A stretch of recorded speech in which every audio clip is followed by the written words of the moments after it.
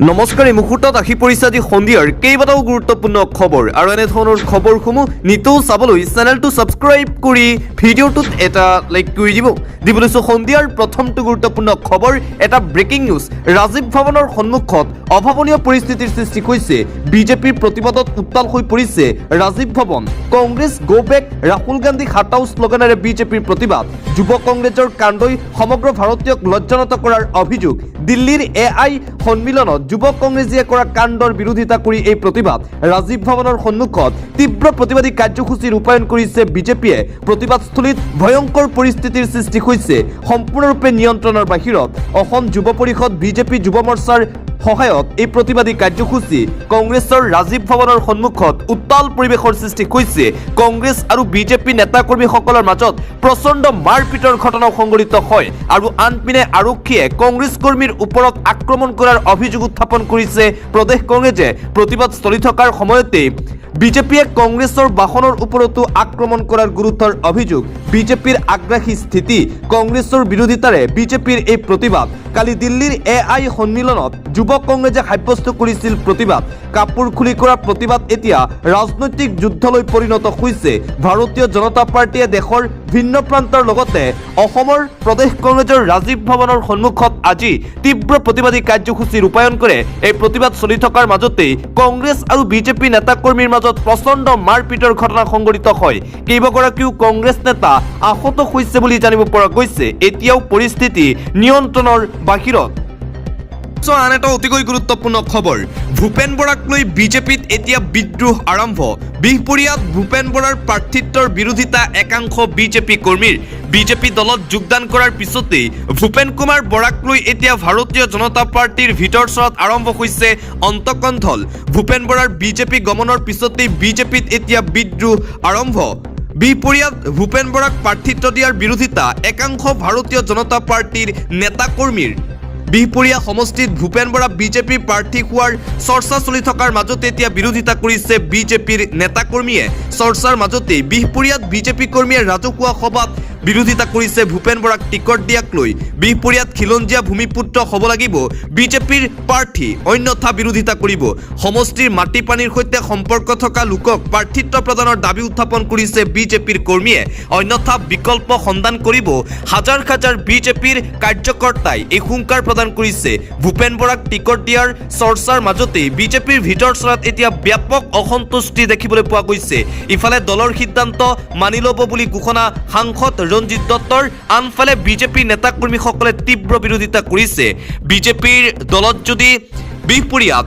ভূপেন বৰাক ticket দিয়ে তেন্তে BJP দল ত্যাগ কৰাৰ হুংকাৰ প্ৰদান কৰিছে শ শ বিজেপি কৰ্মীয়ে দিবলৈছোঁ আন এটা গুৰুত্বপূৰ্ণ খবৰ জনজাতিকৰণৰ দাবীত আকৌ কঁপিব অসম 50,000ৰো অধিক লোকে সাব্যস্ত কৰিব প্ৰতিবাদ পুনৰ জনজাতিকৰণৰ দাবীত কঁপি উঠিব সমগ্ৰ ৰাজ্য 26ৰ নিৰ্বাচনৰ পূৰ্বে জনজাতিকৰণ নাপালে পৰিস্থিতি ভয়ংকৰ হ'ব অসম বন্ধৰ দৰে কঠোৰ সিদ্ধান্ত ল'বলৈ বাধ্য হ'ব মটক ছাত্ৰ সন্থা 6 জনগোষ্ঠীৰ জনজাতিকৰণৰ প্ৰতিবেদন কেন্দ্ৰলৈ প্ৰেৰণ কৰিছেনে অতি শীঘ্ৰে স্পষ্টীকৰণ দিয়াৰ আহ্বান মটক ছাত্ৰ সন্থাৰ ফালৰ পৰা প্ৰথম পৰ্যায়ত জিলাই অৱস্থান ধৰ্মঘট কাৰ্যসূচী ৰূপায়ণ কৰা হ'ব দ্বিতীয় পৰ্যায়ত জিলাসমূহৰ আয়ুক্ত কাৰ্যালয়ত ধৰ্ণা কাৰ্যসূচী ৰূপায়ণ কৰা হ'ব তৃতীয় পৰ্যায়ত দিছপুৰ চলো কাৰ্যসূচী ঘোষণা কৰা হৈছে অৰ্থনৈতিক অৱৰোধ কাৰ্যসূচীও ঘোষণা মটক ছাত্ৰ সন্থাৰ ফালৰ পৰা চৰকাৰৰ বিৰুদ্ধে গৰ্জন সদৌ অসম মটক ছাত্ৰ সন্থাৰ জনজাতিকৰণৰ দাবীত পুনৰ কঁপি উঠিব সমগ্ৰ অসম জনজাতিকৰণ নিদিলে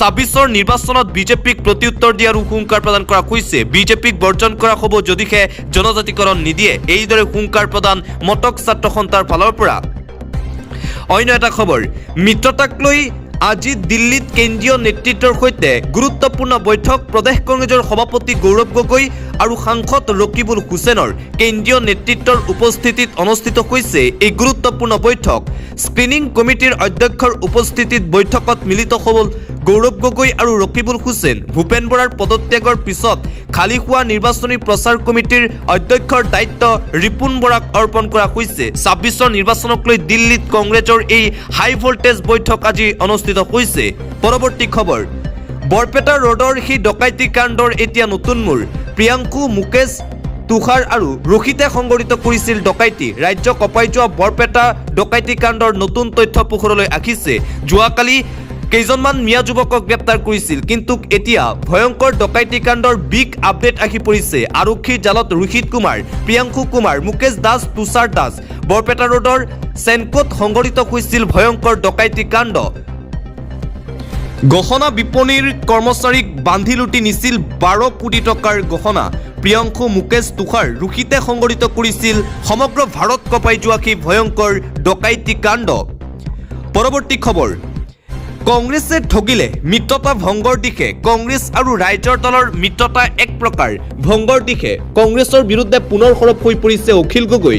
ৰাইজৰ দলক ৰাম ঠগন এতিয়া কংগ্ৰেছৰ সৈতে মিত্ৰতা ভংগৰ দিশে আগবাঢ়িছে ৰাইজৰ দল। ডেডলাইন উকলিল বিধায়ক অখিল গগৈৰ। কংগ্ৰেছে কোনো ধৰণৰ সঁহাৰি নিদিলে। আমি বিচৰা মতে চিট দিয়া নাই কংগ্ৰেছ দলে, মিত্ৰতা নোহোৱাৰ পূৰ্ণ সম্ভাৱনা। কংগ্ৰেছে আমাক বিচৰা 15টা চিটৰ মাত্ৰ 4টা দিছে। কংগ্ৰেছৰ কথাবোৰত এতিয়া খেলিমেলি হৈছে, মিত্ৰতাক লৈ খেলিমেলি কৰিছে কংগ্ৰেছে। আমি কংগ্ৰেছৰ পৰা মাত্ৰ 15টা চিট বিচাৰিছিলো। আমাৰ ধৈৰ্যৰ বান্ধ ছিঙি গৈছে। আমি আৰু বকি নাথাকো। আমি আমাৰ মানুহবোৰত বিমুখ কৰিব নোৱাৰো বুলি মন্তব্য অখিলৰ। সকলো যদি কংগ্ৰেছৰ মতে হয়, সেয়া কেনেধৰণৰ মিত্ৰতা বুলি প্ৰশ্ন অখিলৰ। আমাৰ এটাও কথা শুনা নাই কংগ্ৰেছ দলে। কংগ্ৰেছে সংখ্যালঘু সমষ্টিবোৰ বাপতি শাসন বুলি ভাবে। আজি চূড়ান্ত সিদ্ধান্ত হ'ব আমাৰ।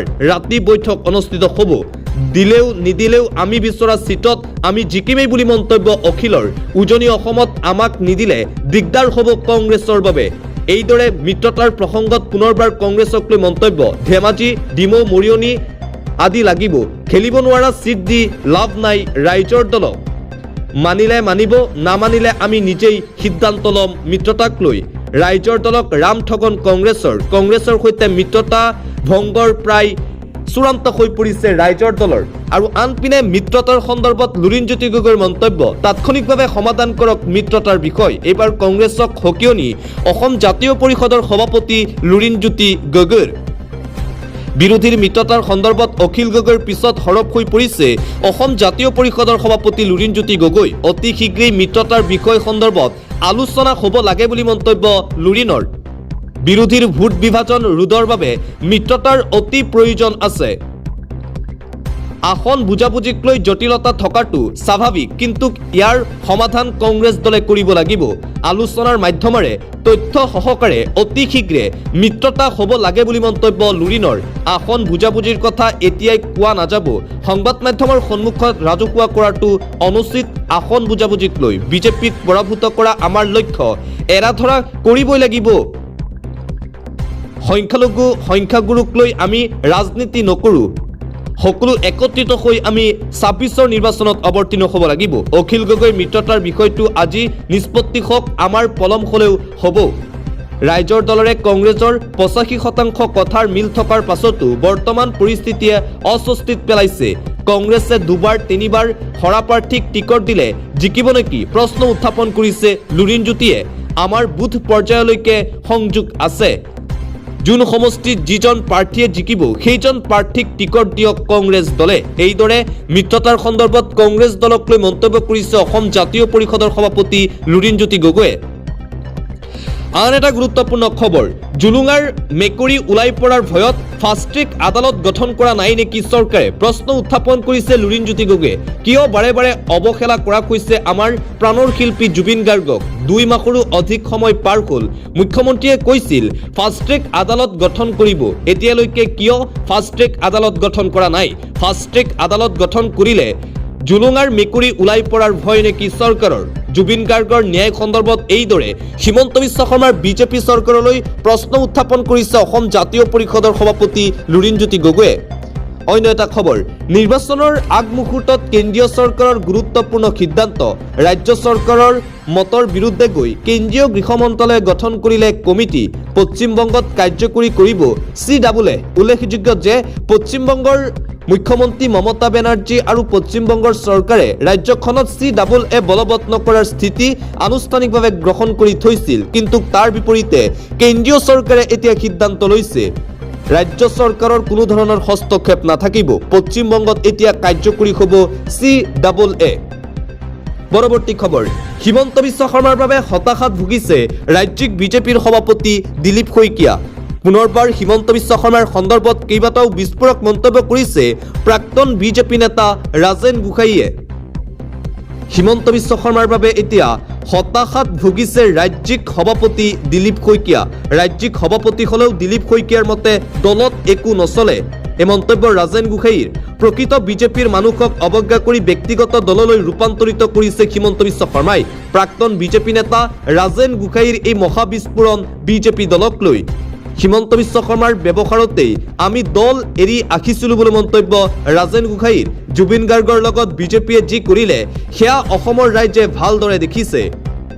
সকলোবিলাকৰ হিচাপ বিজেপিক ২৬ৰ বিধানসভা নিৰ্বাচনত অসমৰ ৰাইজে দিব। হিমন্ত বিশ্ব শৰ্মা বিজেপিত থকালৈকে বিজেপিৰ পতন নিশ্চিত। বিজেপিয়ে আৰু চৰকাৰ গঠন কৰিব নোৱাৰে। তেওঁৰ ৫ বছৰীয়া শাসনকালত অতিষ্ঠ হৈ পৰিছে অসমৰ সৰ্বসাধাৰণ জনতা। তেওঁক অসমৰ জনতাই কেতিয়াও বিশ্বাসত নলয়, কেতিয়াও বিশ্বাস নকৰে হিমন্ত বিশ্ব শৰ্মাক ৰাইজে। হিমন্ত বিশ্ব শৰ্মাৰ বাবে এতিয়া অধপতন হ'বলৈ ধৰিছে বিজেপি দল। হিমন্ত বিশ্ব শৰ্মাৰ বাবে ২৬ত বিজেপি চৰকাৰ গঠন নহয় অসমত। হিমন্ত বিশ্ব শৰ্মাৰ মতে বিজেপি দল চলে। ৰাজ্যিক সভাপতি দিলীপ শইকীয়াৰ মতে একো নহয় বিজেপি দলত। পুনৰবাৰ বিজেপি দলৰ সন্দৰ্ভত আৰু হিমন্ত বিশ্ব শৰ্মাৰ বিৰুদ্ধে এইদৰে কেইবাটাও বিস্ফোৰক মন্তব্য কৰিছে প্ৰাক্তন বিজেপি নেতা ৰাজেন গোহাঁইয়ে। আন এটা গুৰুত্বপূৰ্ণ খবৰ, ঋণগ্ৰস্ত ৰাজ্যৰ বিধানসভা সচিবালয়ৰ আজব কাণ্ড। মন্ত্ৰী বিধায়কক উপহাৰৰ নামত ব্যয় 16.60 কোটি টকা। 16 কোটি 60 লাখ টকা খৰচ কৰিছে। কেৱল মাত্ৰ উপহাৰ দিয়াৰ নামতেই এই ধনৰাশি খৰচ কৰা হৈছে। ঋণত ডুব গৈ থকা ৰাজ্যৰ বিধানসভা সচিবালয়ৰ এক আজব কাণ্ডই এতিয়া বিতৰ্কৰ সৃষ্টি কৰিছে। শাসক বিৰোধীৰ বিধায়কক উপহাৰৰ নামত 16 কোটি 60 লাখ টকা ব্যয় কৰিছে সচিবালয়ে। বিধানসভাৰ অন্তিম দিনত প্ৰত্যেক বিধায়কক অধ্যক্ষ বিশ্বজিৎ দৈমাৰীয়ে দিলে বিধানসভা ভৱনৰ আৰ্হিৰে নিৰ্মিত উপহাৰ। উপহাৰ হিচাপে দিয়া 3 কিলো 20 গ্ৰাম ওজনৰ প্ৰতিকৃতিৰ মূল্য 8 লাখ টকা। কলকাতাৰ এটা ঠিকাদাৰী প্ৰতিষ্ঠানক দিয়া হৈছিল 200টাকৈ প্ৰতিকৃতি নিৰ্মাণৰ ঠিকা। 200 প্ৰতিকৃতি নিৰ্মাণৰ নামত ৰাজকোষৰ মুঠ 16 কোটি 60 লাখ টকা ব্যয় কৰিছে সচিবালয়ে। ঋণৰ বোজাত ককবকাই থকাৰ পাছতো সচিবালয়ৰ এনে ব্যয়ে ৰাজ্যজুৰি সৃষ্টি কৰিছে তীব্ৰ প্ৰতিক্ৰিয়াৰ। আন এটা গুৰুত্বপূৰ্ণ খবৰ, পুৰুষ নথকা ঘৰত অসংযত অৱস্থাত বিজেপি নেতা। পুনৰবাৰ বিজেপি নেতাৰ কাণ্ডই জোকাৰি গৈছে সমগ্ৰ ৰাজ্য। পুনৰবাৰ নাক কাটিলে ভাৰতীয় জনতা পাৰ্টিৰ নেতাই। পুৰুষ নথকা ঘৰত অসংযত অৱস্থাত ভাৰতীয় জনতা পাৰ্টিৰ নেতাক আটক কৰা হৈছে। দুৱাৰ ভাঙি ৰাইজে উদ্ধাৰ কৰে ভাৰতীয় জনতা পাৰ্টিৰ নেতাজনক, তাৰ পিছত গতাই দিয়ে আৰক্ষীক। মহিলাৰ ঘৰত দুপৰ নিশালৈকে সোমাই আছিল বিজেপি নেতা। নগাঁৱৰ কঠীয়াতলী জুৰিপাৰাত নিশা উত্তেজনাময় পৰিৱেশৰ সৃষ্টি হয় বিজেপি নেতাজনক লৈ।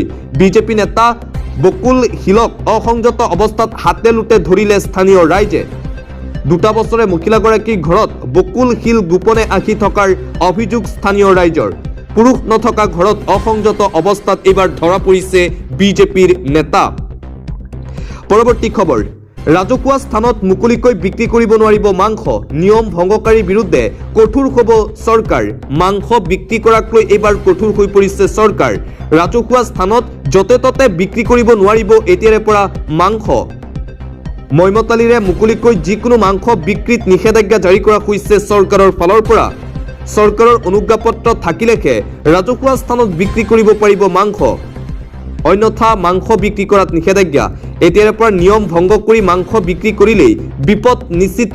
নিয়ম ভংগকাৰীৰ দোকান চিল কৰাৰ লগতে হ'ব পাৰে বৃহৎ পৰিমাণৰ জৰিমনা। মইমতালিৰে অবৈধভাৱে মাংস বিক্ৰেতাৰ বিৰুদ্ধে কঠোৰ হ'ব চৰকাৰ। বিহাৰত জনতাৰ আবেগ অনুভূতি তথা স্বচ্ছতাৰ প্ৰতি লক্ষ্য ৰাখি বিহাৰ চৰকাৰৰ এই ডাঙৰ সিদ্ধান্ত। উপমুখ্যমন্ত্ৰী বিজয় কুমাৰ সিনহাৰ এই ডাঙৰ ঘোষণা। অন্য এটা খবৰ, মূৰৰ ঘাম মাটিত পেলাই কষ্ট কৰা খেতিয়কক ৰঙাচকু। উচ্ছেদৰ নামত এয়া কি কৰিলে বন বিভাগে। বন বিভাগৰ এই কাণ্ডই এতিয়া জোকাৰি গৈছে সমগ্ৰ ৰাজ্য। সামাজিক মাধ্যমত ভাইৰেল ভিডিঅ'। উচ্ছেদৰ নামত ভয়ংকৰ কাণ্ড কৰিলে বন বিভাগে। কৃষকৰ সোণগুটিত চলিল বন বিভাগৰ অভিযান। বুলডোজাৰ লগাই নহয়, হাতীৰে চলোৱা হ'ল উচ্ছেদ অভিযান। এফালৰ পৰা নষ্ট কৰি পেলোৱা হ'ল বড়ো খেতি। ৰূপসীঘাটৰ লাওখোৱা অভয়াৰণ্যৰ পূব ফটালজাৰাত উচ্ছেদৰ নামত এই ঘটনা। চৰকাৰী ভূমিত অবৈধভাৱে কৰা বড়ো খেতি উচ্ছেদ হাতী লগাই গৰাজান বনাঞ্চলিক বিষয়াই খেতি পথাৰত চলালে উচ্ছেদৰ নামত এই ভয়ংকৰ কাণ্ড কৰিলে ফৰেষ্ট ডিপাৰ্টমেণ্টে এই ভিডিঅ' ইতিমধ্যেই সামাজিক মাধ্যমত যথেষ্ট পৰিমাণে ভাইৰেল হৈ পৰিছে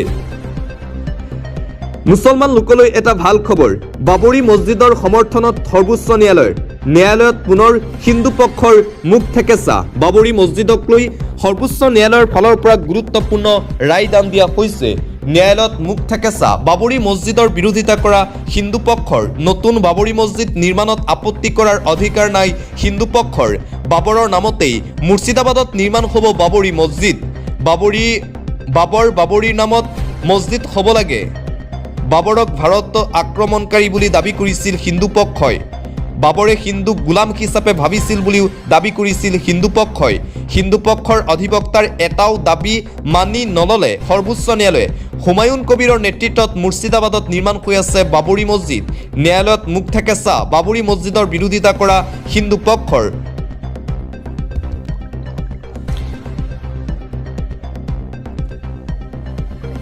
দিবলৈছে এটা হুকাবশক খবৰ ৰাজ্যত পুনৰ শিখৰণকাৰী পথ দুৰ্ঘটনা সংঘটিত হৈছে ৰাজপথৰ পৰা বাগৰিল যাত্ৰীবাহী বাহন গাড়ীৰ ভিতৰতে আবদ্ধ 11 গৰাকীকৈ ব্যক্তি সংকটজনক অৱস্থাত ভৰ্তি নগাঁও মেডিকেল কলেজত নিয়ন্ত্ৰণ হেৰুৱাই তীব্ৰ বেগত খুন্দা মাৰিলে বাহনে গুৱাহাটীৰ পৰা মাজুলী অভিমুখী আহিছিল বাহনখন নগাঁও বৰঘাট বাইপাছত এই ঘটনা আহতসকলক নগাঁও চিকিৎসা মহাবিদ্যালয়ত ভৰ্তি ৰাজ্যত পুনৰ শিখৰণকাৰী পথ দুৰ্ঘটনা সংঘটিত হৈছে এবাৰ নগাঁৱৰ বৰঘাট বাইপাছত এই শিখৰণকাৰী পথ দুৰ্ঘটনা সংঘটিত হৈছে বুলি জানিব পৰা গৈছে দিবলৈছো আন এটা গুৰুত্বপূৰ্ণ খবৰ মুখ্যমন্ত্ৰী ডক্টৰ হিমন্ত বিশ্ব শৰ্মাক পুনৰবাৰ চেলেঞ্জ প্ৰদান কৰিছে শিৱসাগৰ সমষ্টিৰ বিধায়ক তথা ৰাইজৰ দলৰ সভাপতি অখিল গগৈয়ে হিমন্ত বিশ্ব শৰ্মা যদি শিৱসাগৰত নিৰ্বাচন খেলে তেন্তে হিমন্ত বিশ্ব শৰ্মা 100% পৰাজয় হ'ব শিৱসাগৰত হিমন্ত বিশ্ব শৰ্মা আহিলেও মুখ হেৰুৱাব নোৱাৰে